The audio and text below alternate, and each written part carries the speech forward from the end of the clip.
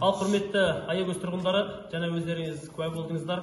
Орталық базарды аралап шығып, қасиетті Рамазан ұлықтап, жарапазан айтып шыққан болатынбыз. Осы Аягөз қаласындағы өнерде жүрген азаматтар.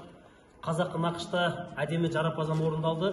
Енді сол жарапазанда көпшілік қауым өзінің ыстық ықыласын білдіріп, алғысын айтып, жөн жолығын біліп, ақшалай ұсынып жатты. Сол ақшаның барлығын алып, қазір жігіттермен ақылдаса келе мұқтаж екі отбасыға бөліп берсек деп тұрмыз. Ол мұқтаж екі отбасының қазір Құдай қаласа тізімі қолымызда бар. Келесі жылы Рамазанда тағы да осы жарапазан айтып шықсақ деген ниетіміз бар. Тұтқан оразамызды Алла тағала қабыл етсін. Берген пітір садақаларыңыз қабыл болсын.